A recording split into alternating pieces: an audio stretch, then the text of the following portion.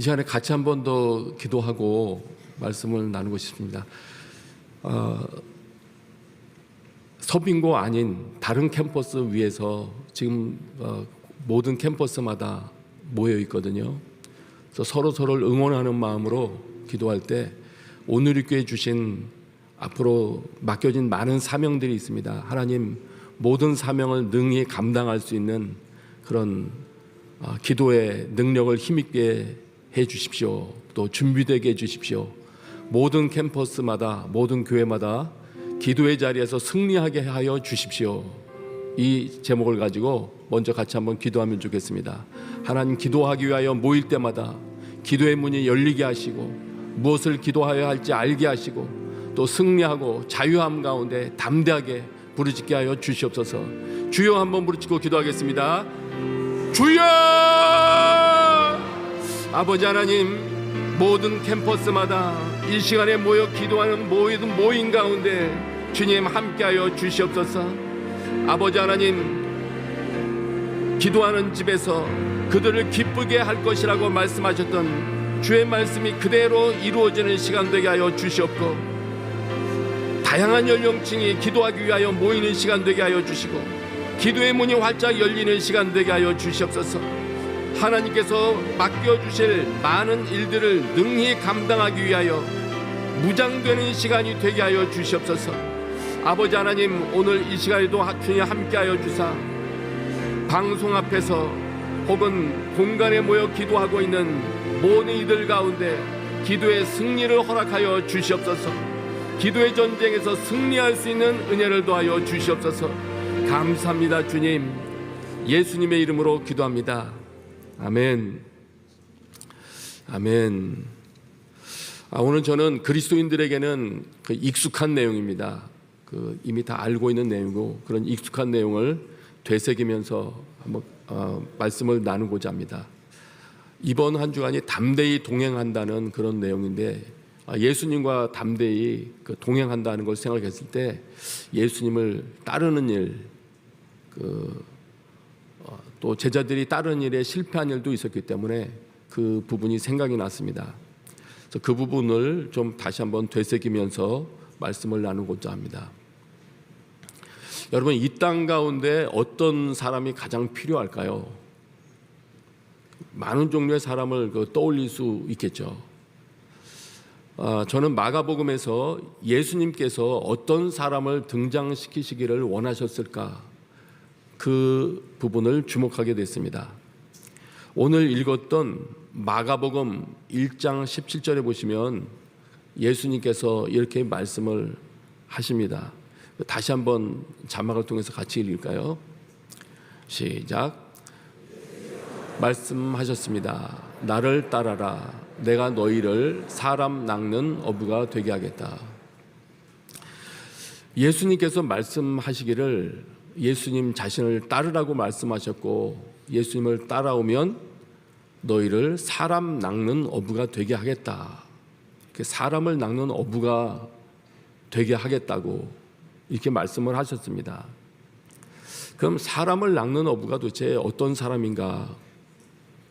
마가복음 내에서 쭉 살펴보다 보니까 마가복음 끝자락에 이르러서는 예수님을 따라갔던 자들이 요약하면 복음을 전하는 자들로 변화되는 그런 모습이 기록되어 있었습니다. 그것도 담대하게 복음을 증거하는 사람들의 모습으로 변화되어 있었습니다.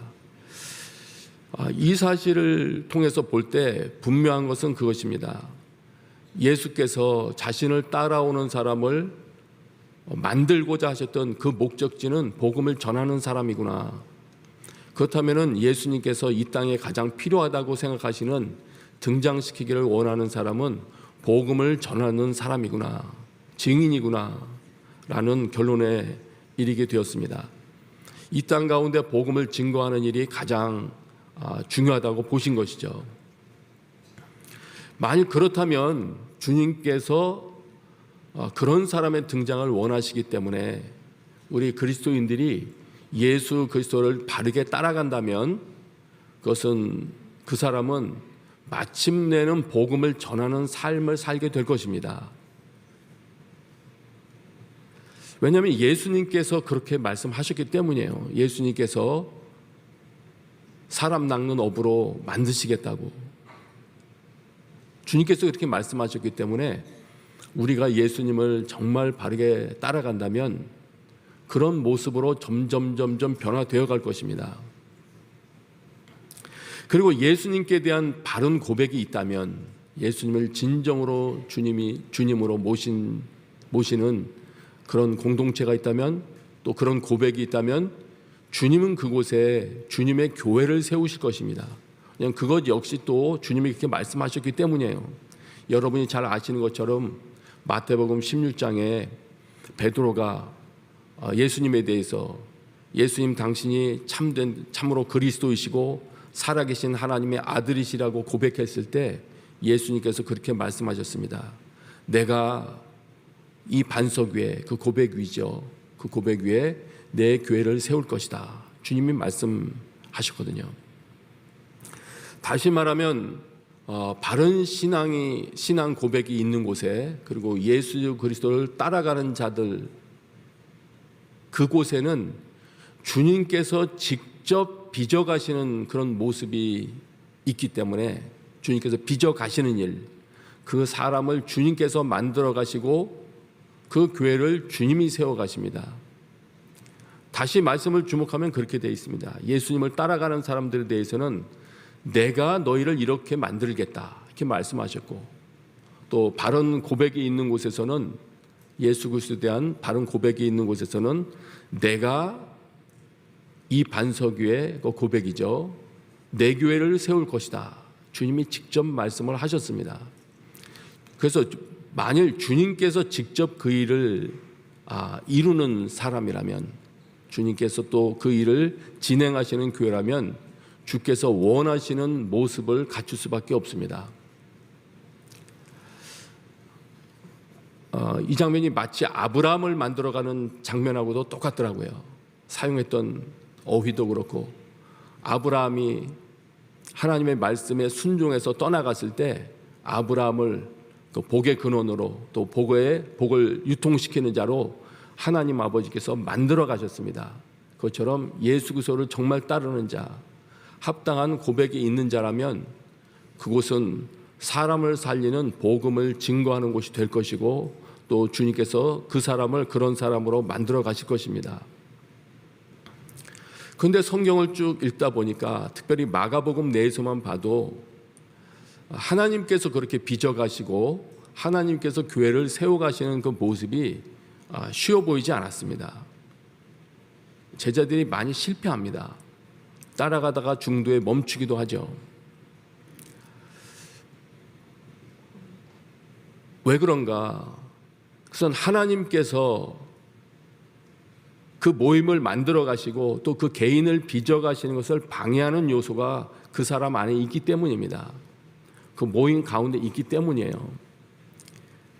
성경 내용을 본다면은 내 생각과 예수 그리스도를 따라가는 것이 아니라 다양한 이유로 포장된 내 마음대로 하고 싶은 거, 내 생각에 앞서고 있고, 또 자신의 안전이 먼저 고려될 때는 그 일이 이루어지는 것이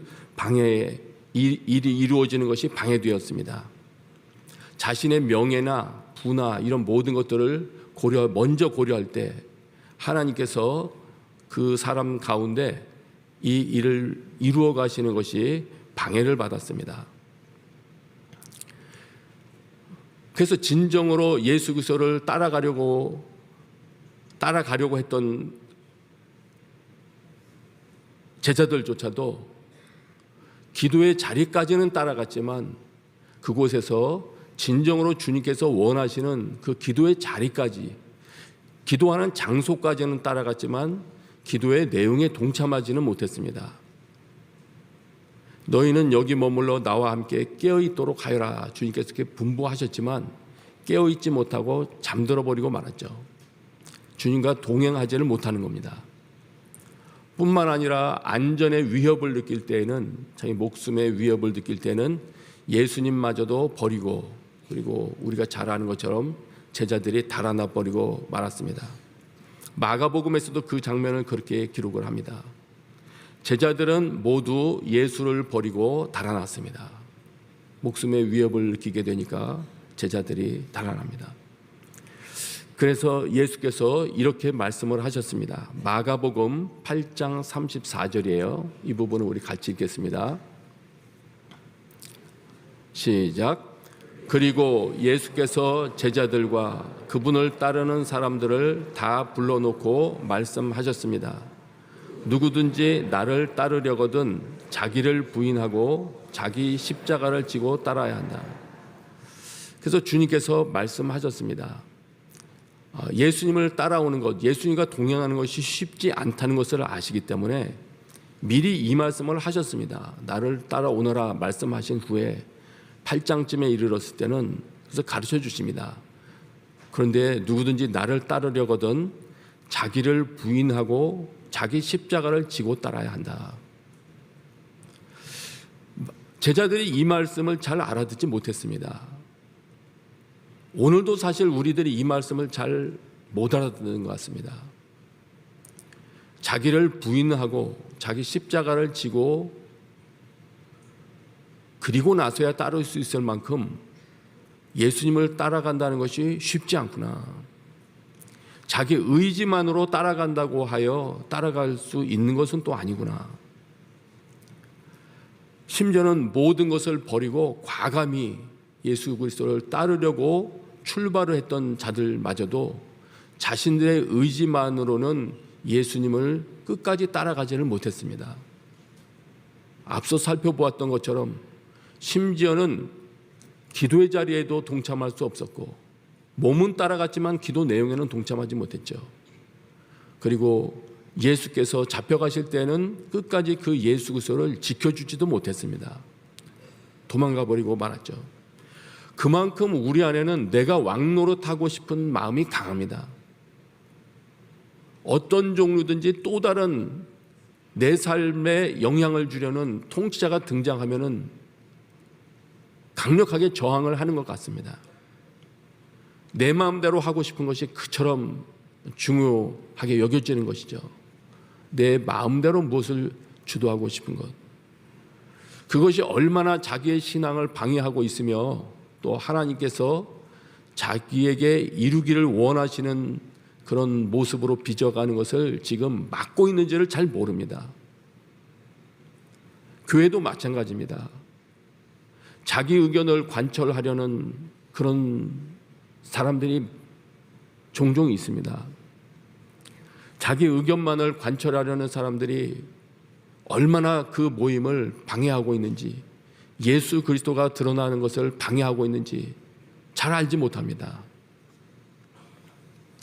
그렇기 때문에 예수 그리스도의 이 말씀들을 우리가 기억해 본다면 특별히 예수 그리스도를 믿기 시작한 지 오래된 우리들일수록 다시 한번 점검을 해봐야 됩니다. 믿은 지가 오래되었지만 20년이 지나고 30년이 지나고 또 40년이 지나고 많은 시간이 지났지만 아직 복음을 증거하는 일에는 내 마음속에 관심이 없다, 즐겁지 않다 그러면 이건 정직하게 말씀드릴 수밖에 없습니다. 다시 돌아봐야 됩니다.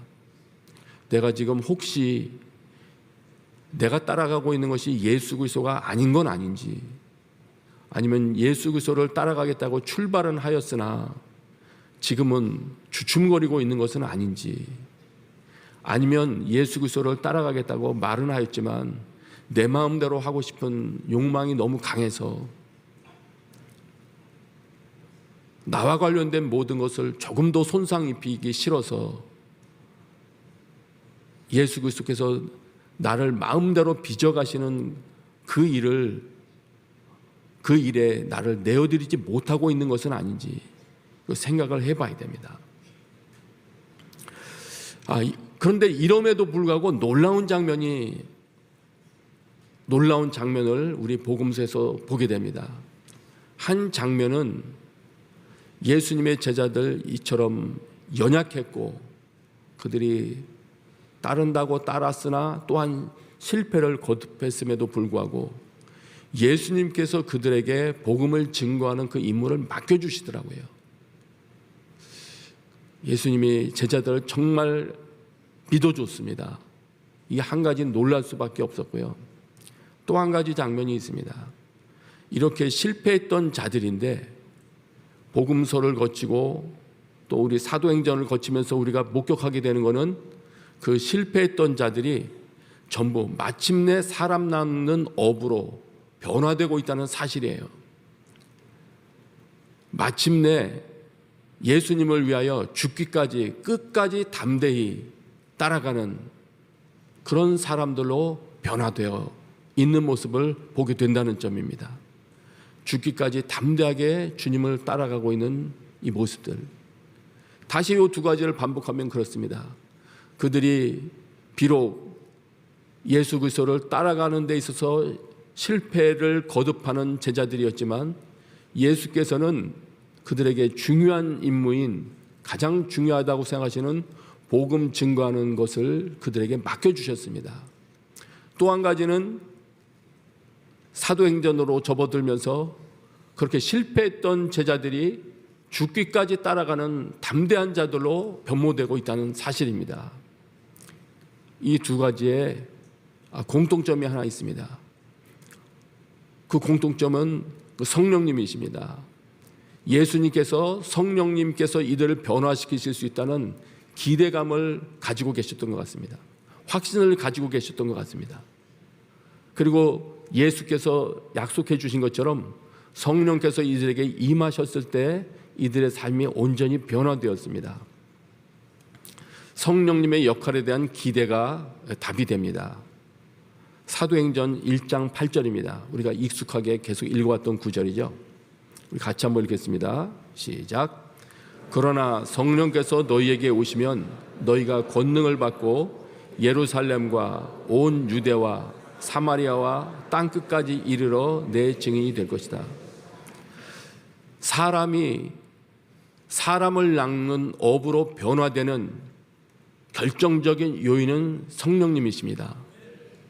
성령께서 임하셔서 에스겔과 예레미야에서 약속해 주신 것처럼 우리 마음을 바꾸실 때 우리 마음 가운데 자신을 위해서 살고 싶어 하던 그 마음이 마침내는 전도하고 싶은 마음, 선교하고 싶은 마음, 제자를 삼고 싶은 마음으로 변모해 갑니다. 그것이 우리 마음 가운데 즐거움이 되어가는 것입니다. 성령을 체험한 제자들이 순교자가 되어가는 것으로 봐서 확실합니다. 끝까지 주를 따라갈 수 있는 담대함은 성령 충만함을 통해서 주어지는 것입니다. 오늘 저는 기도하기 위하여 모인 모든 여러분들께 이 성령 충만함을 사모하는 그런 새로운 기도가 솟아나게 되시기를 축복합니다. 너희가 악할지라도 너희 자녀에게 좋은 것을 줄 줄 알거든 하물며 하늘에 계신 너희 아버지께서 구하는 사람에게 성령을 주시지 않겠느냐. 아버지께서는 구하는 자에게 가장 귀한 것 성령을 주시는 분이십니다. 그들과 함께 모였을 때 예수께서 이렇게 명령하셨습니다. 예루살렘을 떠나지 말고 너희가 내게 들은 대로 내 아버지가 약속하신 선물을 기다리라. 주님은 아셨습니다. 우리가 예수님께서 원하시는 수준의 그런 일을 감당할 능력이 없다는 것을 아셨습니다. 그래서 주님께서 제자들에게도 말씀을 하셨습니다. 주님께서 일하기 원하시는 수준의 그 임무를 감당하기 위해서는 성령을 체험하기를 기다리라고 말씀을 하셨습니다. 그리고 초기 우리 그리스도인 선배들은 이 예수 그리스도의 약속을 믿고 기도에 전념했습니다. 그 장면을 사도행전 1장 14절은 이렇게 기록을 합니다. 그들은 모두 그곳에 모인 여자들과 예수의 어머니 마리아와 예수의 동생들과 함께 한 마음으로 기도에 전념하고 있었습니다. 함께 한 마음으로 한 장소에 모여서 기도에 전념하고 있을 때 마침내 정해진 때가 됐을 때 성령께서 그들에게 임하셨습니다.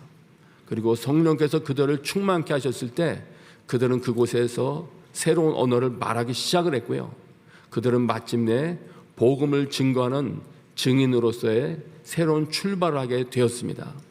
새로운 교회 모습이 등장하기 시작을 하였습니다.